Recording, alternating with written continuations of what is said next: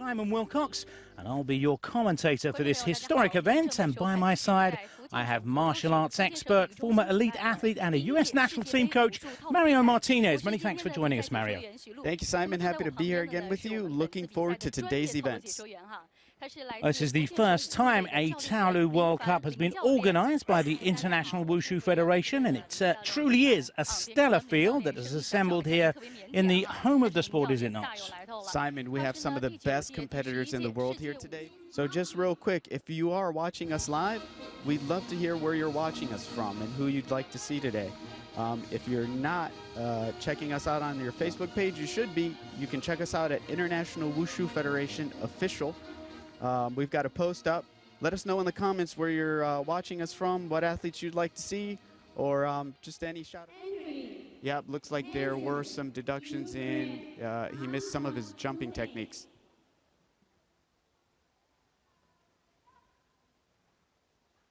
Here we have our next competitor, Farshad Arabi from Iran. He was a medalist at the 12th World Wushu Championships. He's been a dominant Southern competitor, bronze in Nangun as far back as the 2008 at the 9th World Wushu Championships in Beijing.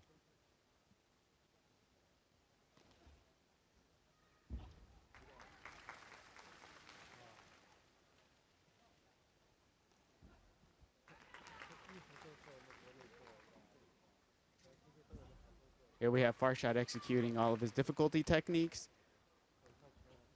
Not a problem for Farshad.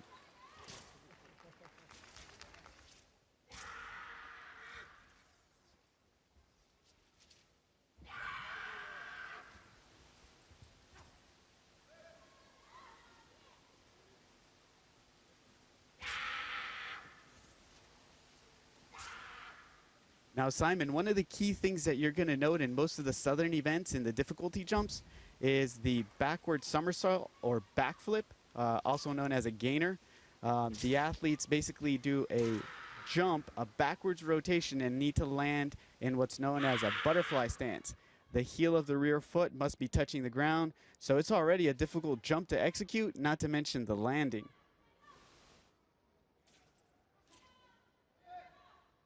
And there we have Farshad Arabi. No, not any difficulty making all of his jumps. And this is one athlete I remember from Jakarta. Farshad has been a team member of the Iran team for quite a long time. He's got a lot of experience under his belt. And you can see here. Impressive height on those jumps. See a jump inside fall.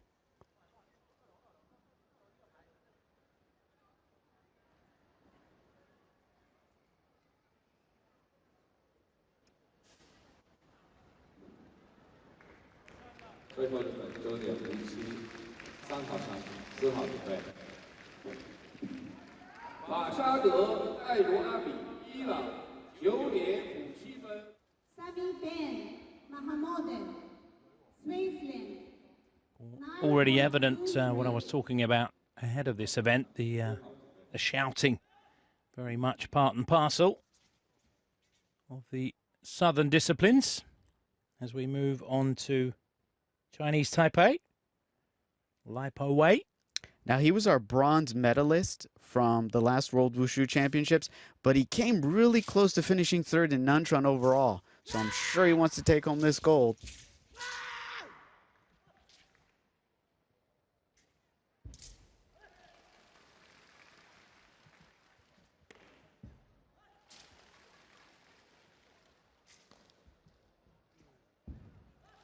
Very strong landings.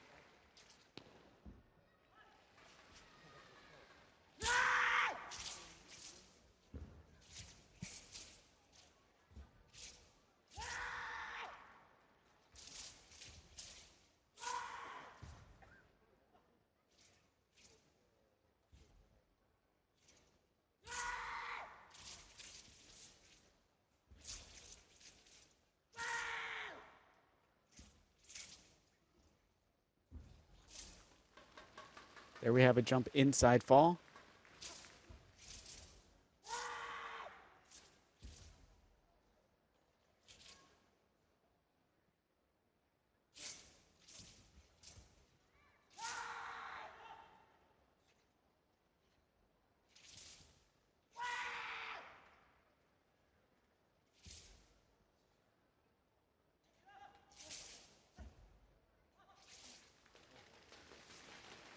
Well, looking through layman's eyes, didn't seem to be too much wrong with that routine. There wasn't. This should score fairly high. Very solid landings on all of his jumps, or none do. No obvious technical errors. Surely we have a new leader. 9.61.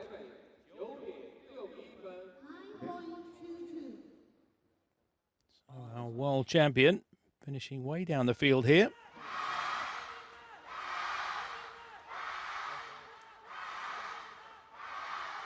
So now for our final competitor. It's the home hope, Liang Yongda.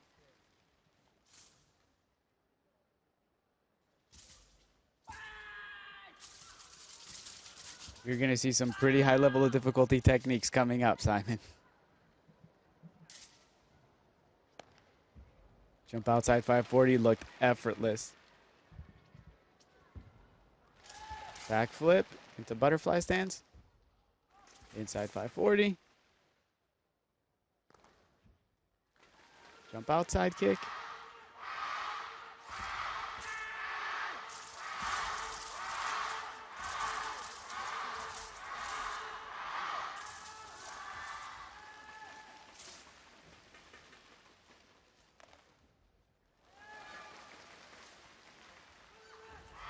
Liang is from the Fujian province.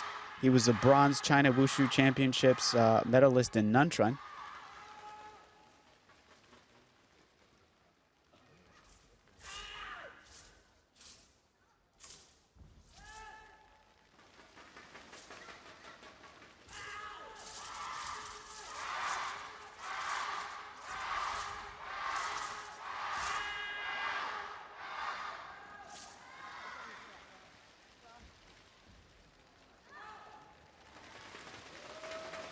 Oh, another fantastic performance, and they really have thrown down the gauntlet here. China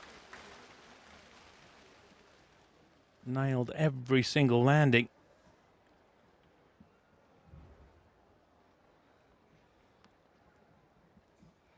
That's just an example of the gap between China and the rest at the moment. Difference between good and great. Final score, 9.65, yep. Typically, you always have the first event jitters when you're in these caliber of events, particularly with this caliber of athletes. So you'll see a lot of those scores start to go up, I suspect, as the events go on.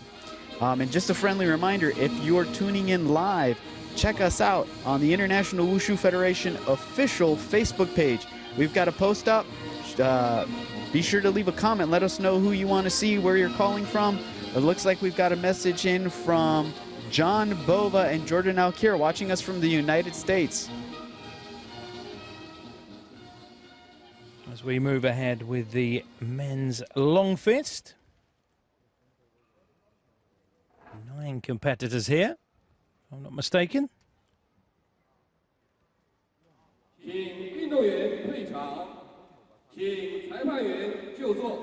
With the current Southeast Asian Games gold medalist and the current world champion on show here. High caliber events.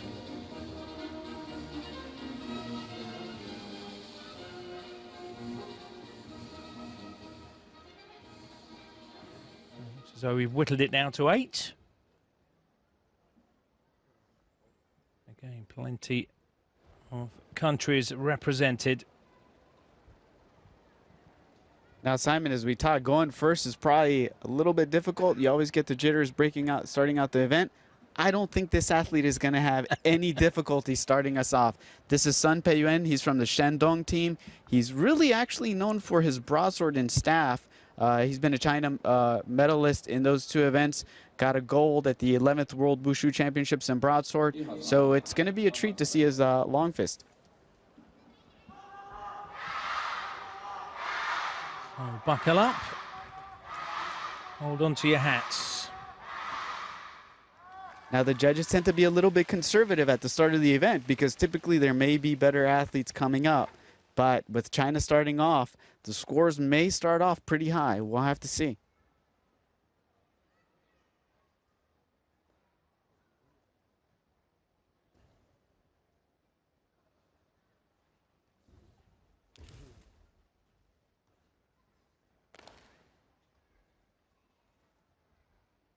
There we see a 360 butterfly twist. Tornado into a 720-degree landing in a split. Jump front kick aerial. Jump inside kick into a split.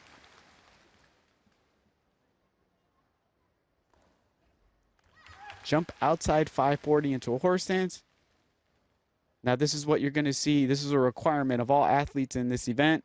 It's called a kotui pinghung. It's a single leg balance.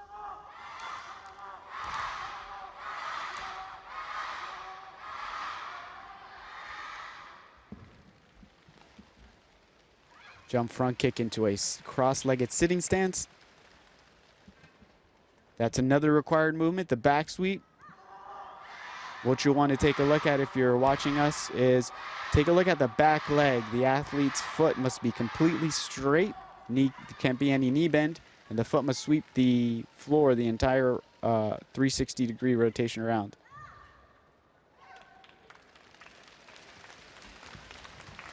Oh, fantastic opening. How do you follow that? It almost looked easy.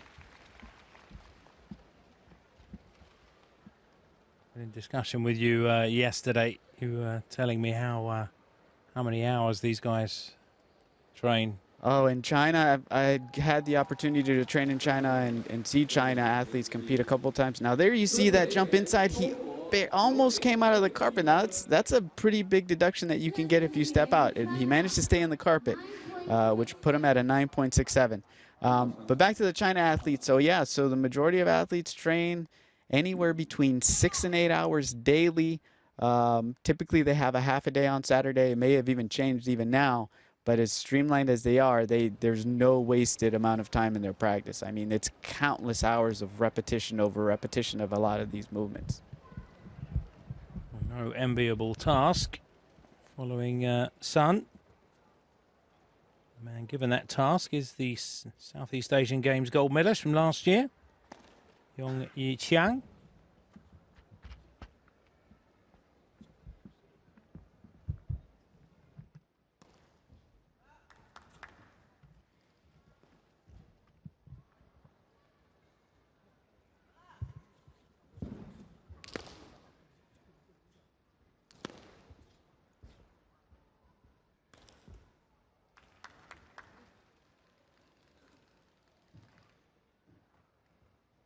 There's that kotui pinghung, that single leg balance. The leg has to be near the horizontal level. No additional support. Have to hold it for 2 seconds.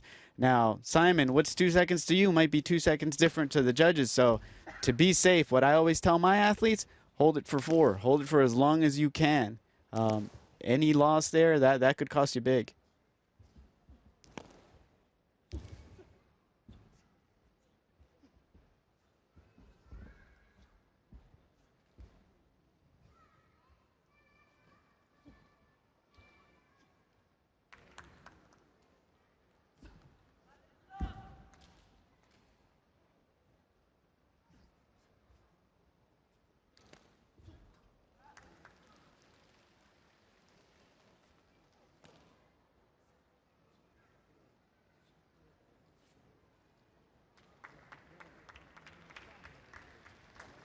So there we have it then. Yong from Singapore. And the noise you're hearing throughout the routine, the foot slapping, is intentional, isn't it, Mario? It is. It's called a slap kick. It's to demonstrate power. You also see the variation in a jump front slap kick. Same thing applies. It's just to demonstrate power. Typically, it's funny because the simpler techniques, what I found is the athletes that tend to place.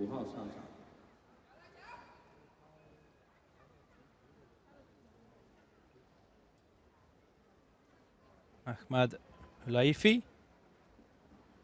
Next up from Indonesia.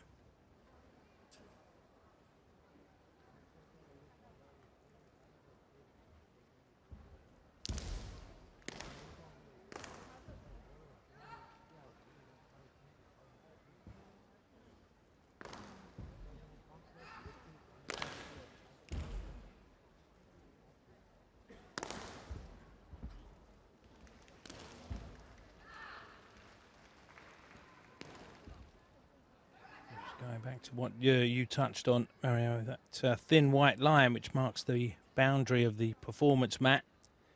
That line is crossed by the athlete. It's a big deduction. You definitely do not want to step out. A lot of the times when you choreograph your events, some of these athletes don't have access to a full regulation size carpet. It just depends on what gym they're from, where they train. But a lot of the times, as you're doing these run-up events, you need some momentum, or sometimes you just run up close to the edge of the carpet. You need to be able to make changes on the fly. Sometimes it's difficult for some athletes. For some, it's you know, it can really cost you.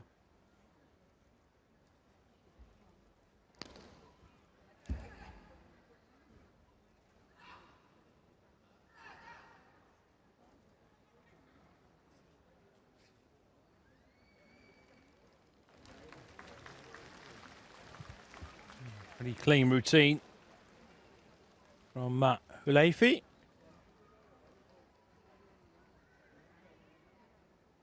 Not sure if it had the same level of difficulty.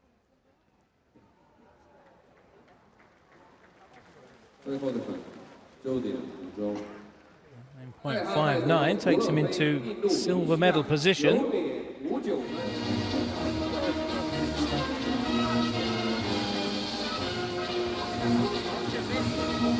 Competitors at this caliber. Way to go. Yeah.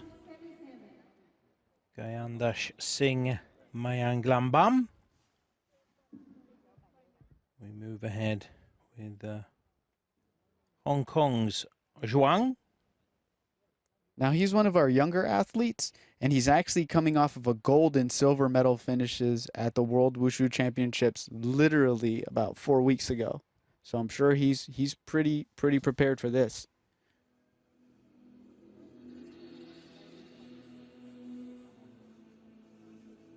Not always easy to make that transition from junior to senior.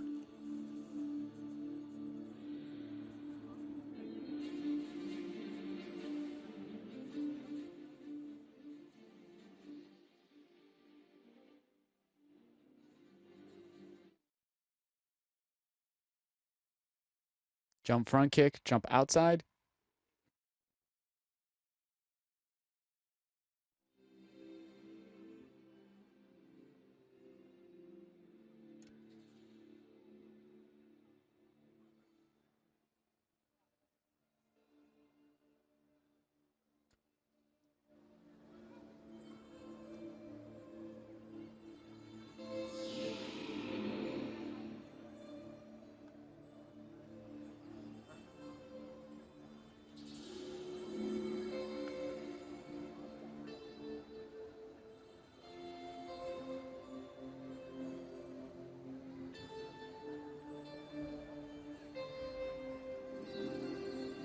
Extremely disconcerting. We heard there that the music disappeared for a few seconds, but know this routine inside out, so they can continue with or without the music. Yeah, you know, I think it's pretty common for a lot of coaches, at least from my experience, to train their athletes for any type of distractions to just avoid them. I recall at a competition in the United States where we had a dog actually run through the carpet. Now talk about keeping your composure under those circumstances.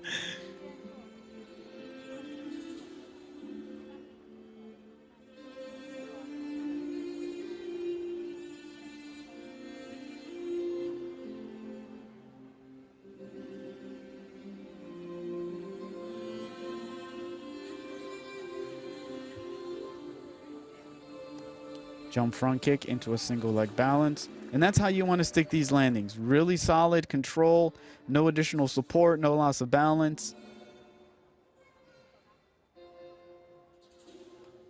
And it's easy to forget when you see the grace and serenity of the Tai Chi that it is, in fact, a martial art form. It is all about defense and attack. So graceful.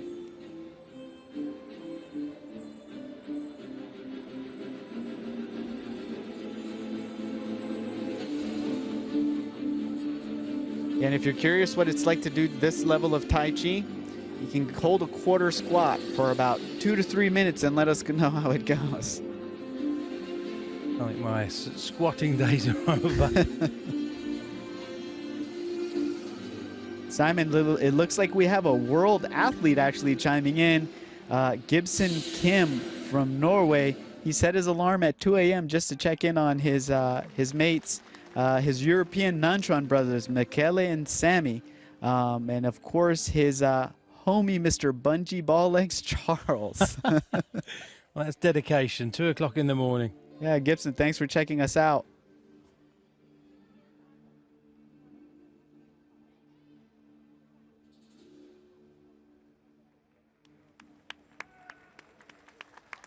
If you're enjoying the stream, also make sure to check out the IWF Instagram page. I'm sure we'll have tons of images going up in the next couple of days from today and tomorrow's events.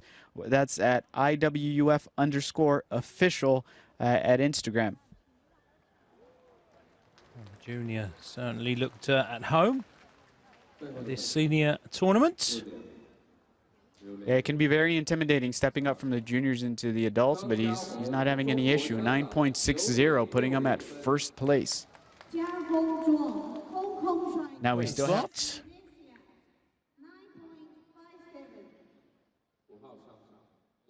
All smiles as well. Pretty pleased with himself there. Now, here we have Zhou Liten from China, from Fujian province. He's a China Nationals medalist, gold in Taichi. For the uninitiated, it's still the benchmark tournament, the China Nationals.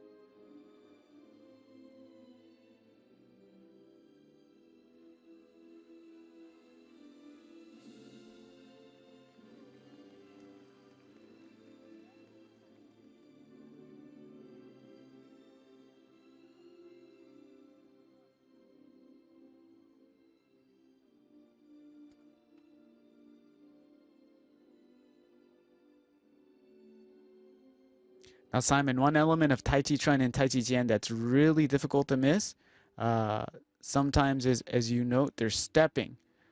They hold all of their weight on one supporting leg, and when they step out, that other leg doesn't have any support on it. It's about shifting weight from one foot to the other.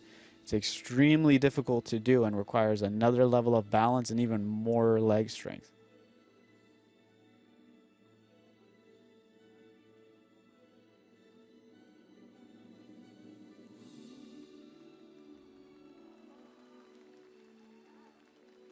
In great height.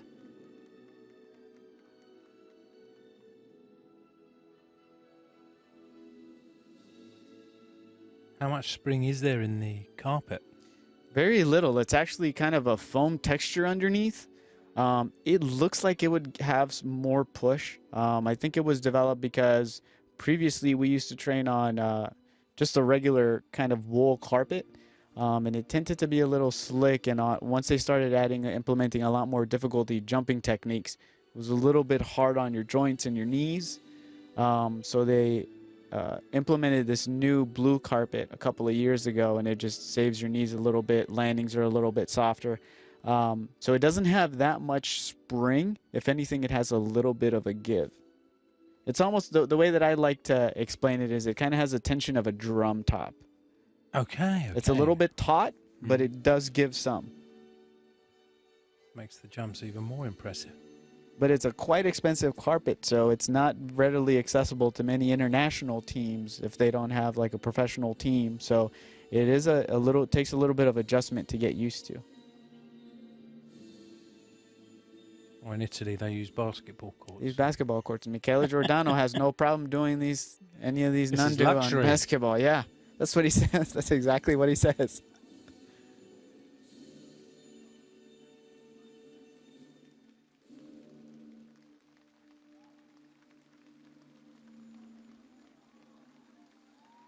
Well, wonderfully controlled.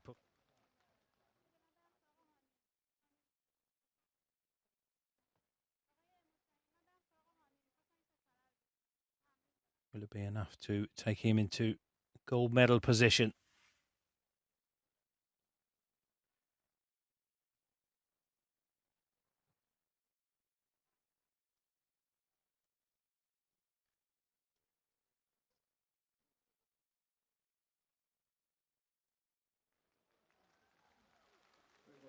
Judging by the reaction from the crowd. 9.67. We have a new leader. It's definitely one of the highest scores we've seen today.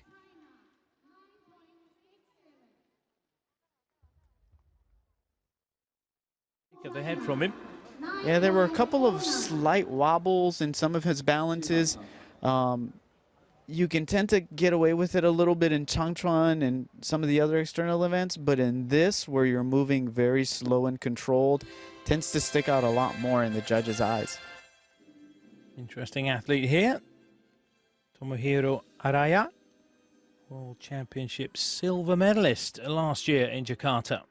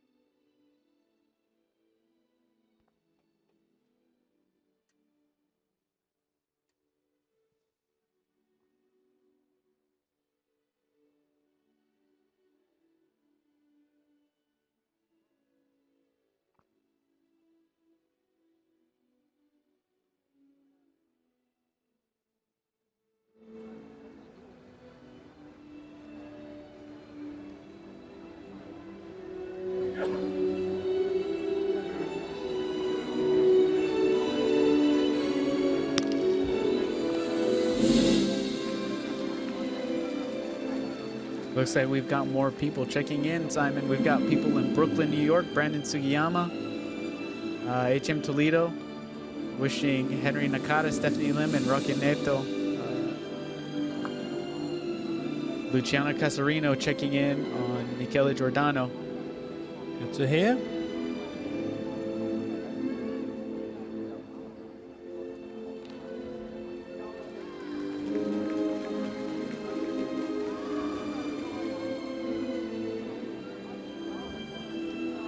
Evening stateside, so it's prime time viewing.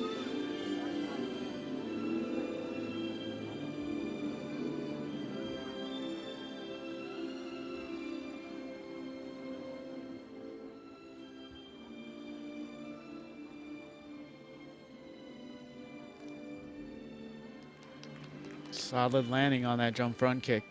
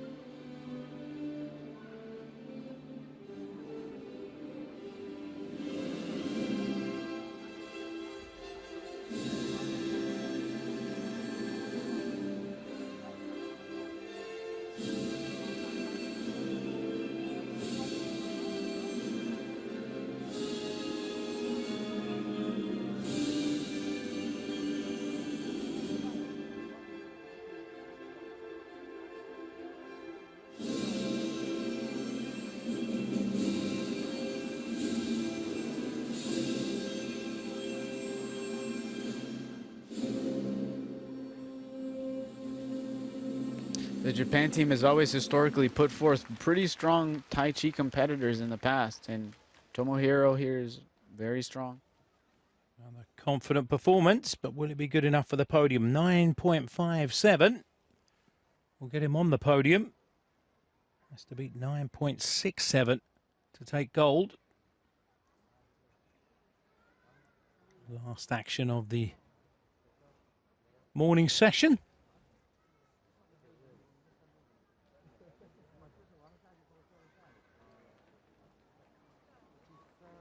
9.59. There we have it then. A bronze medal for Tomohiro Araya.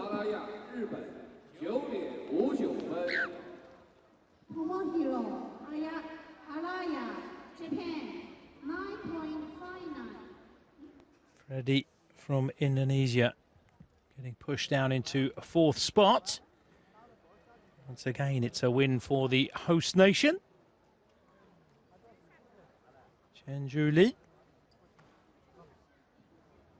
Not a bad first session as far as China's concerned. I'm sure it won't be the last gold medal they'll take here in Fuzhou. We'll of course be sticking around for that prize ceremony. See the athletes get their how little they change, and I think that's just an advocate for how streamlined training methods have become. You know, as athletes. Taولو World Cup. We start, of course, with the Southern Broadsword. And as tradition dictates, we'll start with the bronze medalist.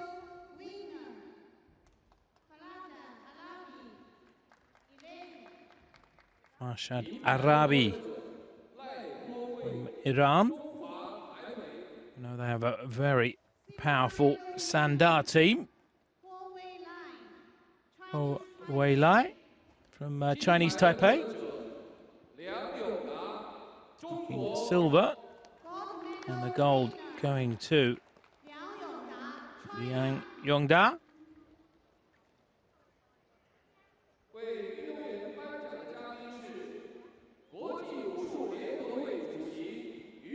And once again, 10,000 RMB, 1,460 US dollars to the winner.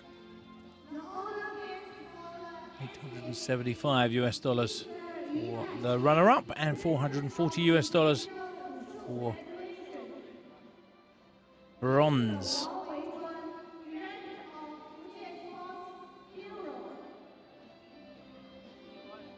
A big moment for any Chinese athlete. Ended up getting on that platform. If I'm not mistaken, it was a demonstration sport in 2012 in Beijing.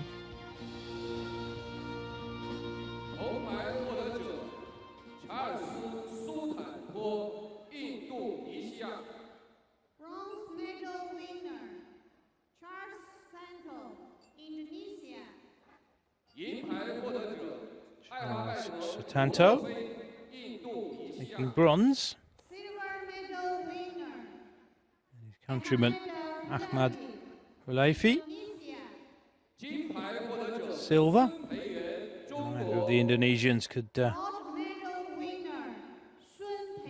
Sun Peiyuan.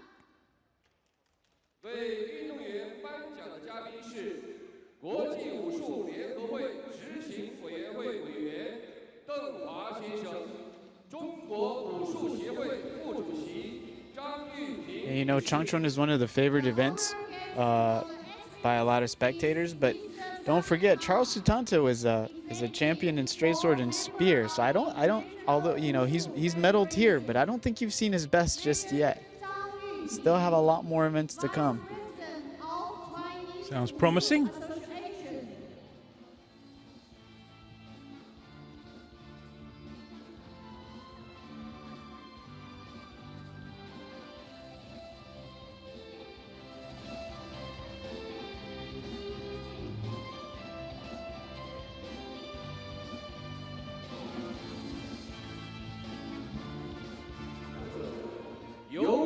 .59, securing him the bronze medal.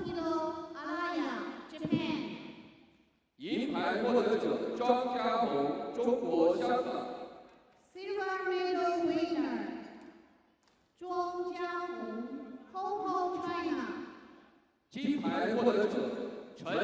youngster, Chai Hong.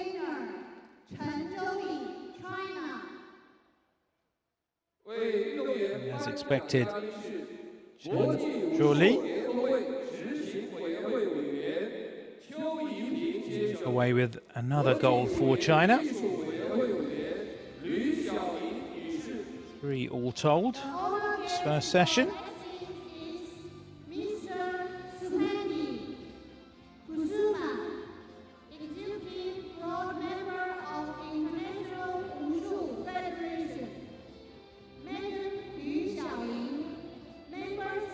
Big moment for the youngster, successfully taking the step up to the senior ranks. He's very proud of himself. He should be.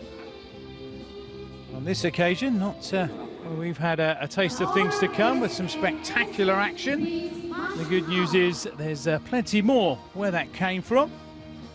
Then we have a look at the medal table, and China, as expected, already hitting the front with 3 gold, Indonesia with 1, Macau with 1. We'll have to see if anyone can get anywhere near China in the remaining sessions. Mario and I will be back, of course, live when we return to the Fuzhou Province Sports Hall at about 12:30 local time.